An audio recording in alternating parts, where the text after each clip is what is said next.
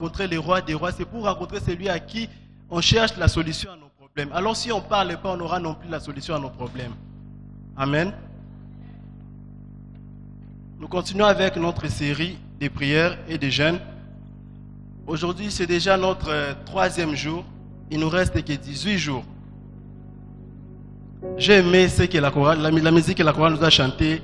Ici et maintenant, ça se passe maintenant.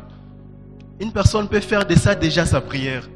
Dire qu'aujourd'hui, ici et maintenant, que quelque chose se passe dans ma vie maintenant.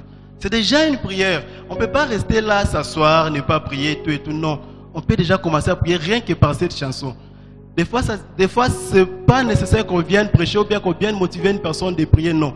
Si vous reconnaissez au-dedans de vous que vous avez des problèmes, vous allez prier sans pour autant qu'on vous pousse. Peut-être que vous n'avez pas de problèmes, mais moi j'en ai beaucoup. J'ai beaucoup de problèmes. Alors, nous sommes dans notre séminaire avec notre grand thème qui est l'accomplissement de la promesse de Dieu. Nous tous, comme nous l'avons dit hier, nous avons tous la promesse de Dieu dans notre vie. Cependant, il n'y a que des petits points qu'on doit chercher pour que cette promesse puisse s'accomplir. Parce que celui qui a fait la promesse, il est fidèle et il l'accomplit toujours. On doit rapidement rappeler les exhortations des jours passés. Je disais au début déjà, c'est notre 3e jour aujourd'hui. À l'introduction déjà, Maman Sarah nous avait expliqué, nous avait parlé en long et en large sur les jeûnes. Pourquoi nous allons jeûner? J'ai aimé parce que la Bible dit il y a certains démons qui quittent de nos corps que par des jeûnes et des prières. Maman Sarah avait expliqué là-dessus.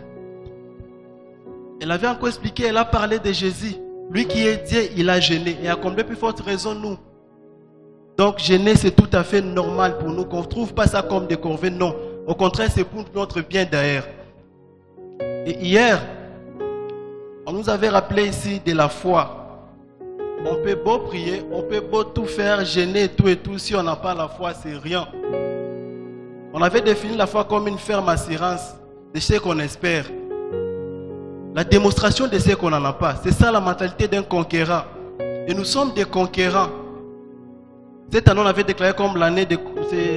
C'était l'année des conquérants, c'est ça, non? Cette année était déclarée comme ça. Nous sommes des conquérants. Alors, on doit déjà vivre cela. Il nous reste que, si c'est un mois pour finir cette année, il nous reste que 1 mois. Qu'est-ce qu'on a voulu avoir qu'on n'a pas encore réussi? J'aimerais qu'aujourd'hui qu'on fasse de ça la prière, qu'on dise ici et maintenant, aujourd'hui, que quelque chose puisse se passer maintenant. C'est possible. En fait, ce n'est pas tout ce que j'ai prévu de parler. Mais la chanson ici m'a beaucoup inspiré. Ça m'a beaucoup inspiré et je fais de ça déjà ma prière aujourd'hui, ce soir. C'est déjà ma prière de dire qu'aujourd'hui, ça doit se passer maintenant dans ma vie. Tout ce dont je priais durant tous ces 2 précédents jours, ça s'accomplira aujourd'hui certainement, moi je crois. Si vous croyez aussi que ça s'accomplisse comme ça dans votre vie, si vous croyez aussi. On a parlé de foi, nous avons besoin de foi. On a défini la foi en pratique comme la piste d'atterrissage pour la bénédiction et l'accomplissement des œuvres de Dieu dans notre vie. C'est comme ça qu'on avait défini la foi. Hormis ce que la Bible nous dit, et nous en pratique on a dit que c'est la piste d'atterrissage pour tout ce que Dieu a promis dans notre vie, pour tout ce qu'il a promis de faire. La promesse est pour tout le monde. Et nous tous, on a des promesses. Il suffit d'ouvrir la Bible. On va voir qu'il y a des promesses. Je nous avais rappelé cela hier. On a parlé de ça hier. On a de multiples promesses. Alors qu'on ne quitte pas la maison, venir ici pour passer le temps, non. Mais qu'on vienne pour amener ces promesses à la vie. Qu'on vienne pour dire, mon Dieu, je suis fatigué de ma condition de vie. J'aimerais que ça change. J'aimerais que tout ce que vous avez promis dans la Bible comme promesse, mon Dieu, ça s'accomplisse dans ma vie. Et c'est ça, qu'on vienne chaque jour embêter Dieu, si je peux dire comme ça.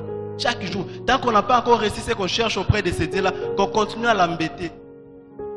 Qu'on continue. Qu'on dit, nous n'allons pas te laisser tant que tu ne nous as pas encore bénis. Nous n'allons pas te laisser tant que tu n'as pas encore répondu à nos prières. C'est ça la mentalité des conquérants. C'est ça aussi la foi.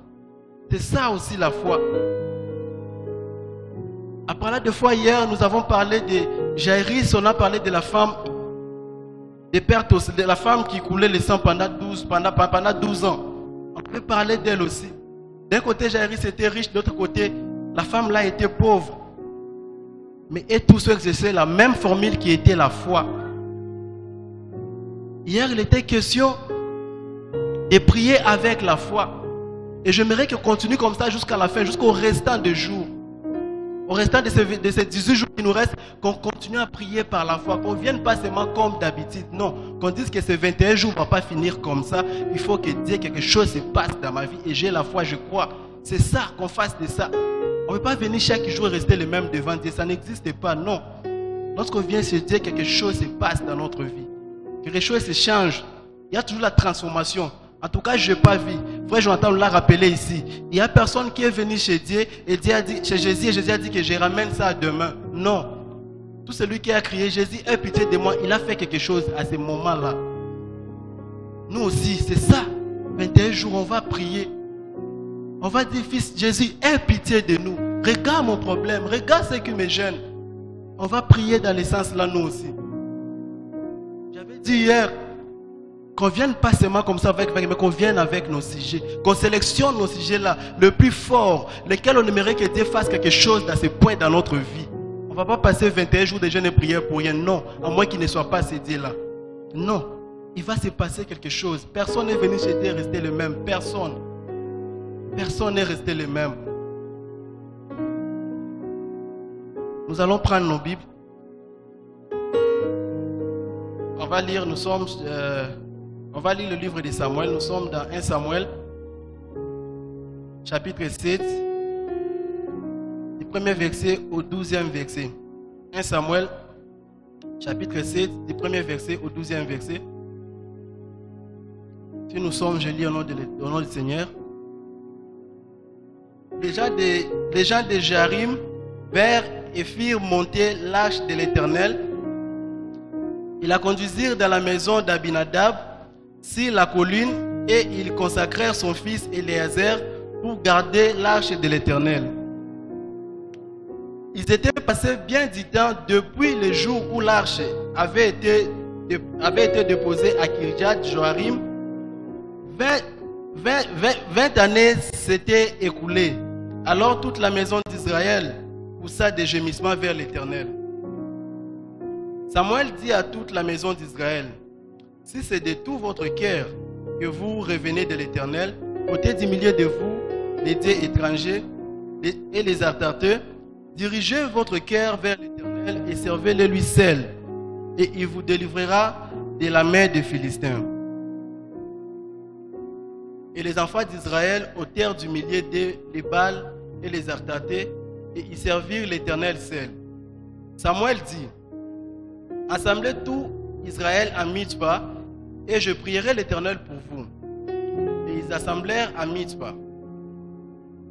Ils puisèrent de l'eau et les répandirent devant l'Éternel, et ils gênèrent ces jours-là en disant, nous avons péché contre l'Éternel. Samuel jugeant les enfants d'Israël à Mitzpah. Les Philistins apprirent que les enfants d'Israël s'étaient assemblés à Mitzpah, et les princes des Philistins montèrent contre Israël. À cette nouvelle, les enfants d'Israël eurent peur des Philistins. Et ils dirent à Samuel, ne cessez point de crier pour nous à l'Éternel, notre Dieu, afin qu'il nous sauve de la main des Philistins. Samuel prit un agneau de lait et l'offrit tout entier en holocauste à l'Éternel. Il cria à l'Éternel pour Israël et l'Éternel l'exauça. Pendant que Samuel offrait l'holocauste, les Philistins s'approchèrent pour attaquer Israël. L'Éternel fit retentir à ce jour son tonnerre sur les Philistins et le mit en déroute. Ils furent bâtis devant Israël. Les hommes d'Israël sortirent de Mitzpah, poursuivirent les Philistins et les battirent jusqu'au-dessus de Beth-Kar. Samuel prit une pierre qu'il plaça entre Mitzpah et Shen, et il appela au nom de Ben-Ezer en disant, jusqu'ici l'Éternel nous a secourus. Amen. En fait, c'est une histoire dont nous maîtrisons mieux, peut-être beaucoup mieux encore que moi. C'est l'histoire des enfants d'Israël, auquel on va essayer un peu de prélever ce qui nous concerne par rapport à notre programme de prière, et après quoi nous allons prier. Dieu s'est choisi un peuple sur la terre.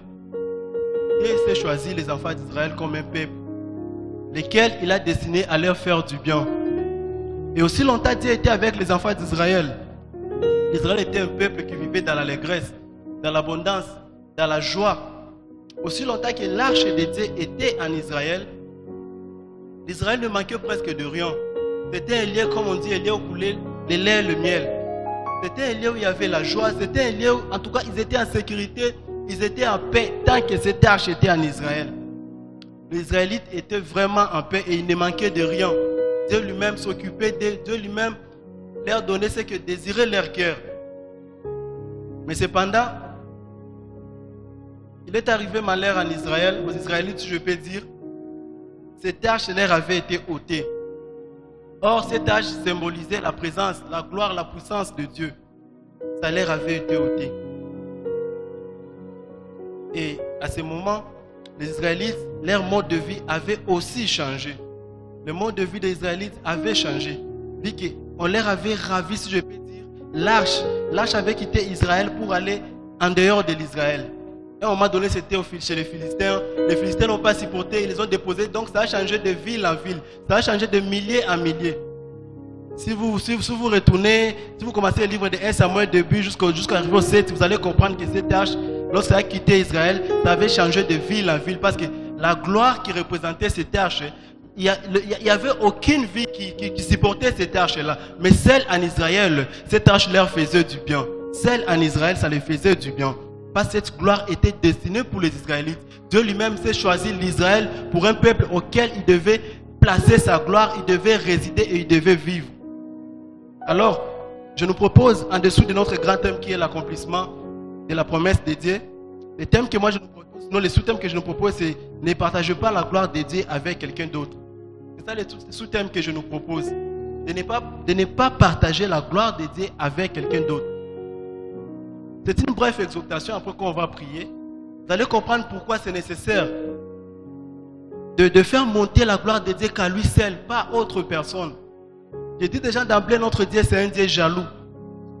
Il n'aime jamais que sa gloire soit partagée. Alors qu'on est là pour l'accomplissement de ses promesses, je peux dire comme ça, l'accomplissement de ses promesses dans notre vie. Lorsque ces promesses s'accompliront dans notre vie, il faudrait qu'on revienne vers Dieu, qu'on lui fasse monter vers lui nos gratitudes, nos reconnaissances, qu'il sache que nous avons que lui, qu'il sache que la gloire appartient qu'à lui. Sa gloire n'est jamais partagée avec d'autres gens. Et là où siège la gloire de Dieu, siège la bénédiction. Là où siège la gloire de Dieu, siège le bonheur. C'était ça ce que vivaient les enfants les Israélites. C'était ça.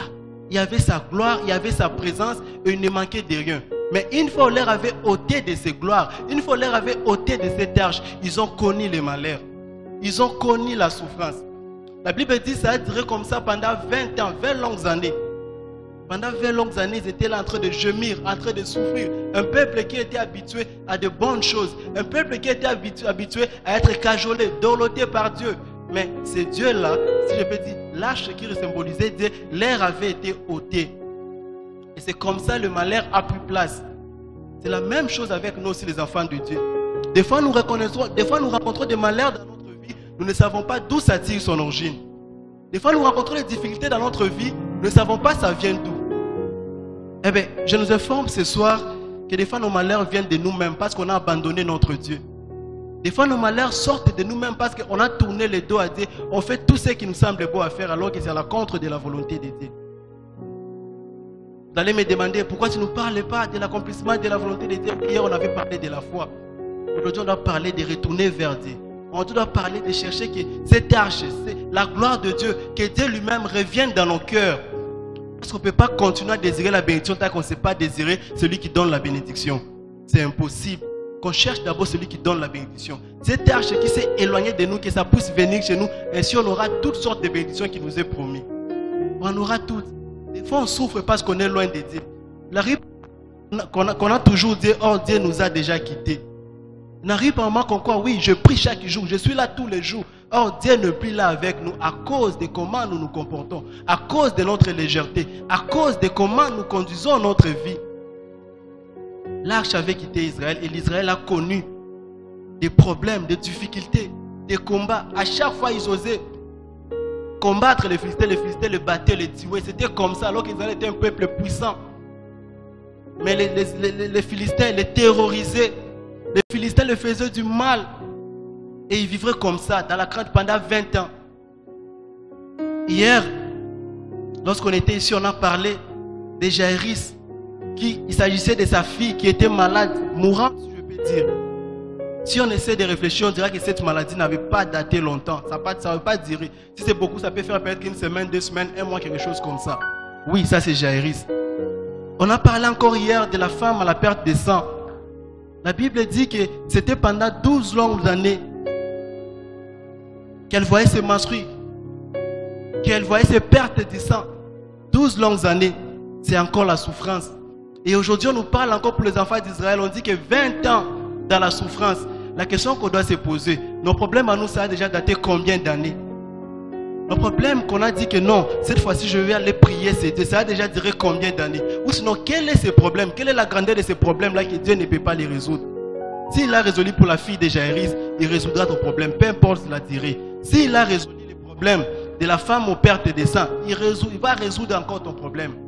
Et s'il a résolu les problèmes des enfants d'Israël pendant 12 ans, il va résoudre aussi notre problème. C'est pendant qu'on regarde au-dedans de nous. Est-ce qu'on a toujours ces dieux-là? Ou soit on prie comme d'habitude? Est-ce qu'on est vraiment en communion avec ces dieux-là? Ou soit on prie toujours? Pour les enfants d'Israël, c'était l'arche. Aujourd'hui, on n'a pas besoin. Aujourd'hui, ce n'est pas l'arche. Aujourd'hui, c'est Jésus lui-même dans nos cœurs. Aujourd'hui, c'est Dieu lui-même dans nos cœurs. On désire son accomplissement. On désire avoir tout ce que Dieu veut pour nous. Est-ce qu'on a ces dieux dans nos cœurs? Est-ce qu'on a ces dieux dans nos cœurs, dans notre vie? Où est partie notre arche? Est-ce que nous avons toujours cette arche dans nos cœurs, dans nos vies? Est-ce que nous avons toujours cette arche-là? C'est la question qu'on doit se poser. Aussi longtemps Dieu sera loin de nous, nous serons vulnérables. Tous les problèmes qui pourront arriver, ça va nous atteindre, ça va nous détruire. Et on se verra comme si on tourne au rond. On ne va pas évoluer parce que Dieu n'est pas avec nous. Nous tournerons au rond. C'était ça pour les Israélites. À chaque moment, ils sortaient pour aller combattre les Philistins le battaient. À chaque moment, les Philistins se présentaient devant eux, ils les battaient. Ils étaient devenus vulnérables. C'est comme ça nous aussi les chrétiens d'aujourd'hui. Nous sommes devenus vulnérables parce qu'on ne s'est pas attisé ou sinon entretenir notre communion avec Dieu. Nous sommes devenus des chrétiens mais loin de Dieu. Les chrétiens désirent la bénédiction plutôt que désirer la personne qui donne cette bénédiction. Ce sont ces genres de chrétiens que nous sommes devenus aujourd'hui. Aussi longtemps qu'on est loin de Dieu, il est impossible de vivre les promesses et la bénédiction de Dieu. Mettons-nous ça en tête. Aussi longtemps que nous serons loin de Dieu, nous ne vivrons jamais sa bénédiction, quelles que soient les catégories de notre prière. Quelle que soit la manière dont nous crions, nous dormons par terre, nous faisons quoi, nous gênons. Aussi longtemps qu'on est loin de lui, on ne verra jamais sa main s'accomplir. On ne verra jamais la bénédiction de Dieu sur nous. On ne le verra jamais. Les enfants d'Israël, c'était 20 ans loin de Dieu. 20 ans loin de Dieu. Ils ont souffert. Mais ce que j'aime, ils avaient compris que c'était un peuple de Dieu. Ils avaient compris. Après avoir souffert, débrouiller de leur façon, pleurer, faire tout, se faire battre par les Philistins. Non, la Bible dit, ils ont commencé à crier vers Dieu. Ils ont commencé à crier vers Dieu. Et c'est comme ça que j'aime cette chanson. Je crie à toi. Ils ont chanté, ils ont dit, waouh, c'est de ça que je veux parler aujourd'hui. Ils ont commencé à crier vers Dieu. La Bible dit, ils ont adressé leur gémissement vers Dieu. Donc, c'est comme ça. Dans ces 21 jours aussi de jeûne et prière, qu'on crie à Dieu, qu'on n'abandonne pas, tant qu'on n'a pas encore senti cette paix intérieure, là, tant qu'on n'a pas encore senti qu'on est exaucé, qu'on continue à crier, qu'on continue à venir, qu'on continue à quoi supplier ce Dieu, qu'on embête ce Dieu, qu'on continue à quoi lui prier.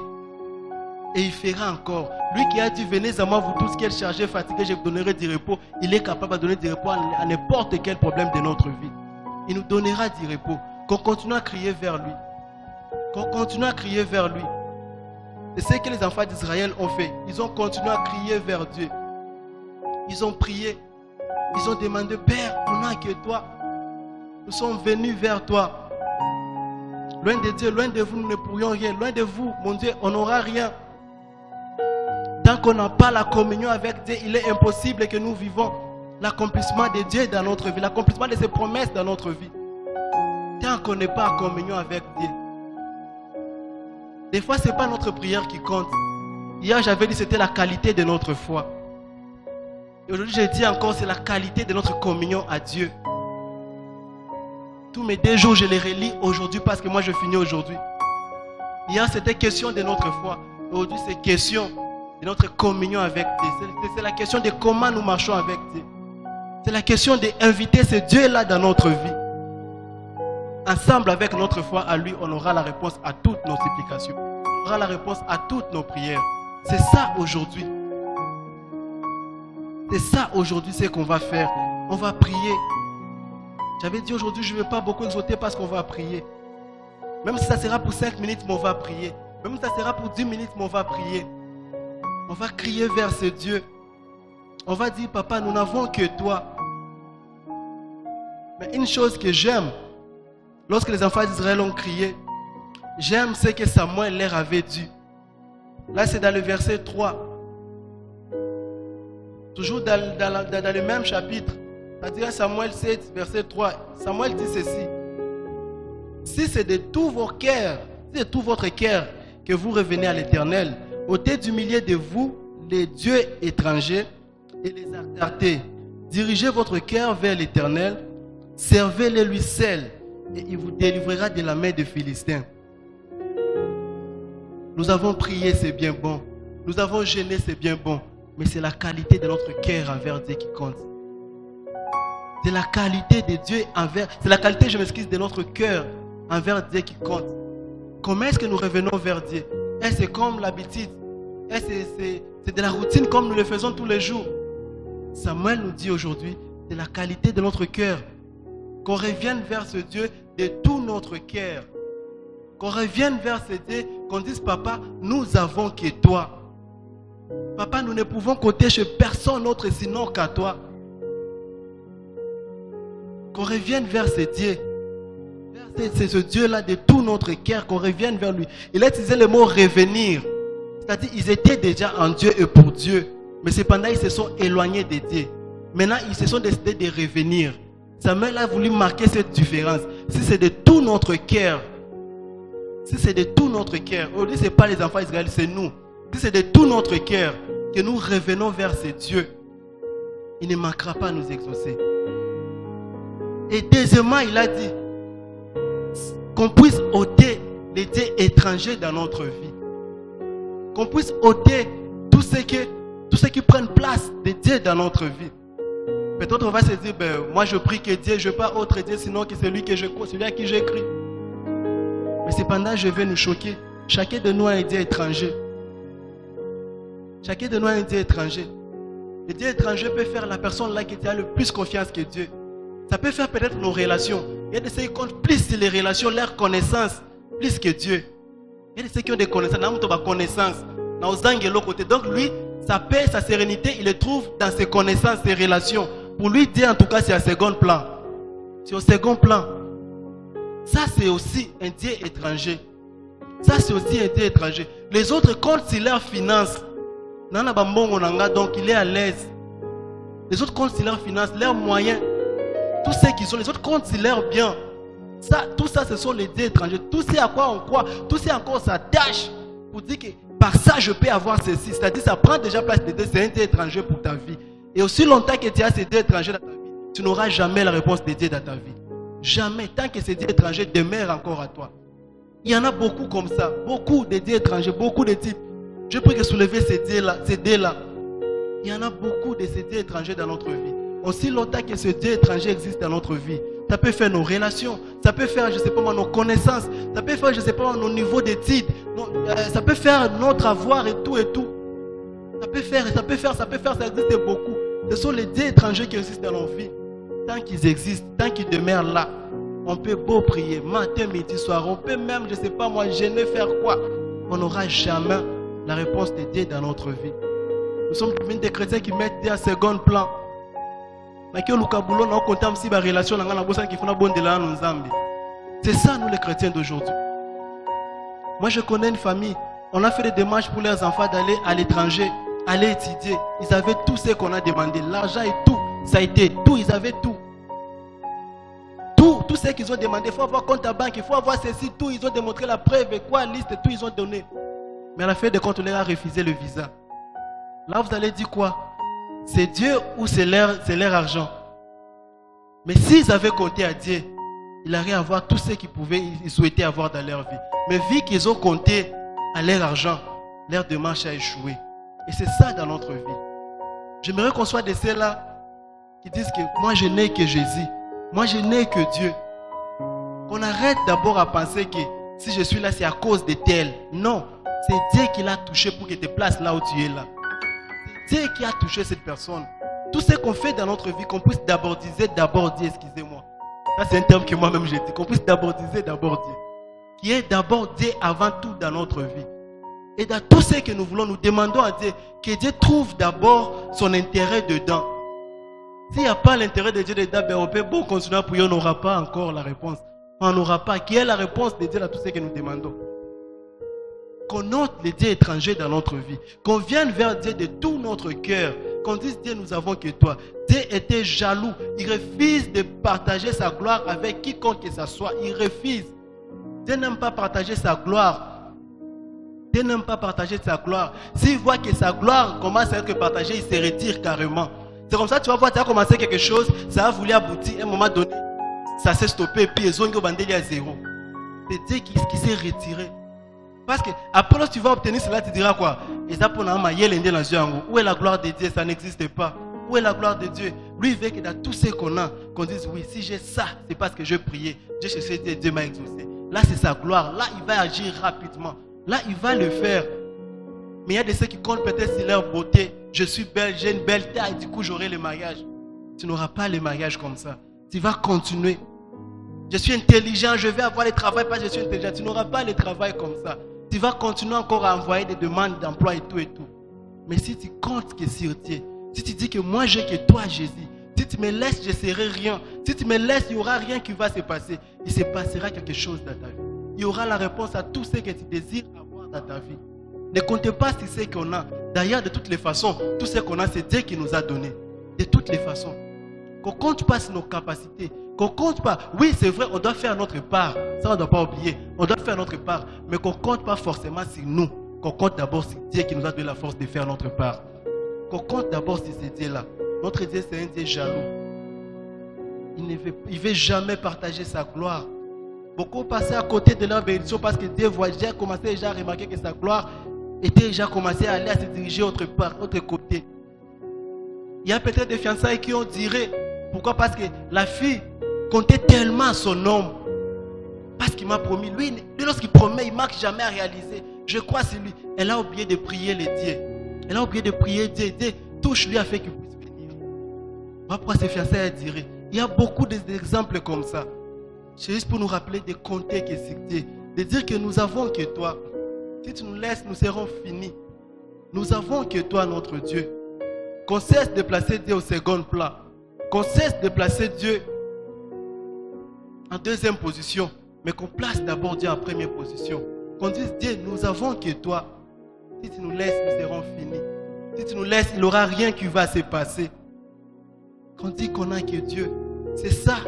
Hier, je nous rappelle, il était question de foi. Aujourd'hui, on doit inviter ce Dieu-là dans notre vie. Qu'on dise, papa, dira ces 21 jours, si tu n'agis pas, j'aurai rien.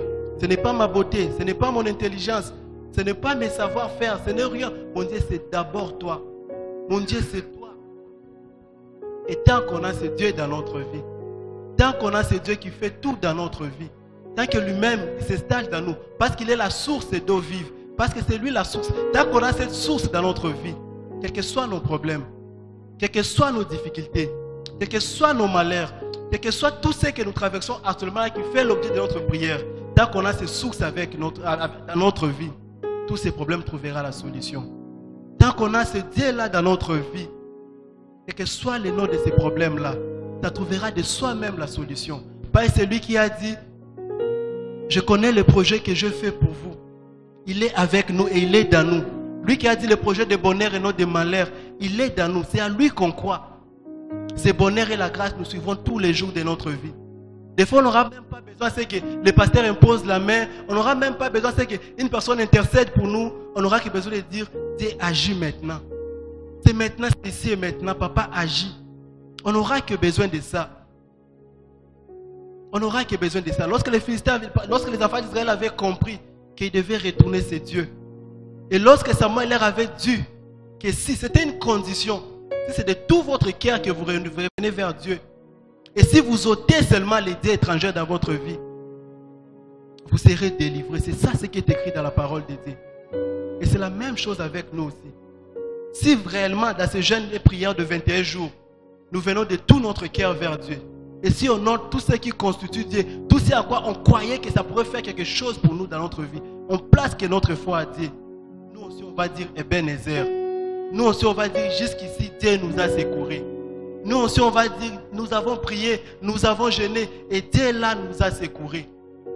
C'est pas seulement l'histoire de Dieu, ou sinon le Dieu n'est pas resté que dans la Bible. Il est vrai, il vit et il agit jusqu'à aujourd'hui. Si on revient vers ce Dieu là de tout notre cœur, si on cesse de placer notre confiance aux humains, si on cherche de marcher avec les regards inquiets, de regarder gauche à droite, où est l'oncle, où est papa, où est maman, où est celui-ci qui doit m'aider, si on se décide, Père, nous venons que chez toi, Père, nous avons que toi, il se passera quelque chose dans notre vie. Et toutes ces promesses que Dieu a faites dans notre vie, toute la prière que nous avons adressée jusqu'ici à notre Dieu, ça finira par s'accomplir.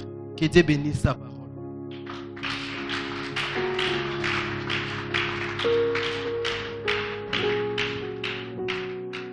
Nous allons prier. Je nous en supplie de nous lever. On ne reste pas assis. Au début, j'ai commencé ces prédications, ces exhortations en disant qu'on ne doit pas être des spectateurs de celui qui est devant. On ne doit pas être de ceux-là qui écoutent que la musique, admirer les choristes, non. Chacun va prier selon ce qu'il a, selon la partie qu'il a intéressée, qu'il a touchée, si je peux dire. Chacun va dire à Dieu, mon Dieu, j'ai que toi dans ma vie. Si tu n'agis pas, il ne se passera rien dans ma vie. Je ne suis pas ici devant pour donner des sujets à quelqu'un. D'ailleurs, le pasteur nous avait dit, il n'y aura personne qui va diriger la prière. Chacun va prier selon ce que le Saint-Esprit va déposer dans son cœur. Chacun va prier selon ce que le Saint-Esprit va l'orienter de prier. Mais j'aimerais qu'on montre à ce Dieu-là que nous avons que toi. Si tu nous quittes, ça sera fini pour nous. Nous avons que toi. Si tu n'agis pas, ça sera fini pour nous. Nous avons quelques 10 minutes, quelques 5 à 10 minutes avant qu'on se sépare. Prions, maximisons cette occasion, prions au nom de Jésus-Christ de Nazareth. Papa, nous sommes venus encore près de toi parce que nous avons que toi, Yahweh. Nous sommes venus encore près de toi, Yahweh, parce que nous savons que nous sommes rien sans toi. Nous sommes venus encore près de toi, Yahweh, parce que nous savons que c'est toi qui agis. On s'est beau conduire notre vie de nous-mêmes, mon Dieu, on n'a rien bénéficié. On a placé nos confiances aux humains, mon Dieu, on a été dessus. On a placé nos confiances, Yahweh, à l'argent, à nos moyens, connaissances, mon Dieu, on a été dessus. Mais aujourd'hui, mon Dieu, nous ne sommes venus que chez toi, mon Dieu. Et nous avons que toi, mon Dieu. Nous avons que toi, Père très saint. Moi, j'ai que toi, mon Jésus. Si tu me laisses, mon Dieu, il n'y aura rien qui se passera dans ma vie. Si tu m'abandonnes, Père très saint, il n'y aura rien qui se fera dans ma vie. Il n'y aura rien, mon Dieu. Il n'y aura rien, mon Dieu. Il n'y aura rien, mon Dieu. J'ai que toi, Jésus. J'ai que toi, mon Dieu. J'ai que toi, Jésus. Mon Dieu, si tu me laisses, il ne se passera rien, j'insiste, Yahweh. Si tu n'agis pas, mon Dieu, je générerai en vain. Si tu ne fais pas, mon Dieu, je passerai ces 21 jours à gérer en vain, mon Dieu. Si tu n'agis pas, mon Dieu, ça sera des temps inutiles que je vais passer ici.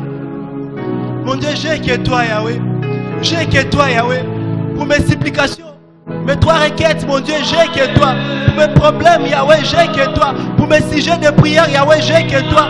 Pour tout ce que je désire avoir, mon Dieu, j'ai que toi.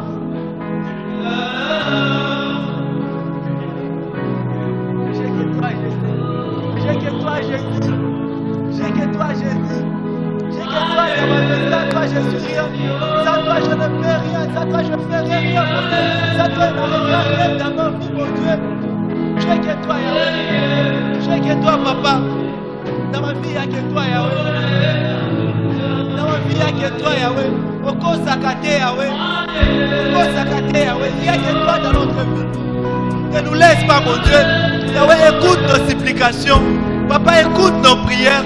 Papa, écoute ces prières qu'on est en train de faire monter vers toi, mon Dieu. On a laissé nos maisons pour venir chez toi. On a laissé nos occupations pour venir chez toi, mon Dieu. On a laissé, mon Dieu, pour venir te prier, Yahweh. Nous avons que toi, mon Dieu. Si tu nous laisses, mon Dieu, ne passera rien, mon Dieu. C'est auprès de toi que nous sommes venus. On n'est pas venu, c'est un humain. On n'est pas venu pour qu'une personne nous voie. On n'est pas venu, mon Dieu, pour remplir que des bancs. On n'est pas venu, Yahweh, pour passer notre temps, mon Dieu. Nous avons que toi, mon Dieu. Si tu nous laisses, il ne se passera rien, mon Dieu. Si tu n'ajoutes pas, mon Dieu, dans nos causes angaïté, dans nos causes amoutouté, Yahweh. Dans nos causes amoutouté. Dans nos causes amoutouté, Yahweh. Dans nos causes amoutouté, dans nos causes amoutouté. Dans nos causes Yahweh.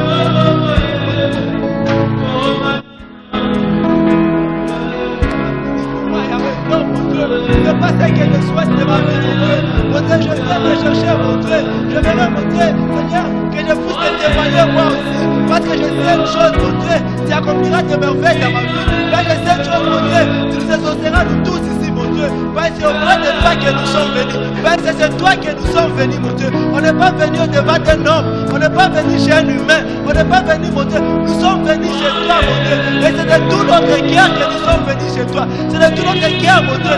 Papa, pardonne-moi, mon Dieu, pour chaque fois, mon Dieu, que j'ai eu à placer ma confiance sur une personne. Pardonne-moi, mon Dieu, pour chaque fois, oh Dieu, j'ai eu à te mettre à second plan, mon Dieu. Pardonne-moi, mon Dieu, pour chaque fois où je crie à mon intelligence. Pardonne-moi, mon Dieu, pour chaque fois, mon Dieu, où je placé ma confiance, mon Dieu, à mes relations, à ma connaissance.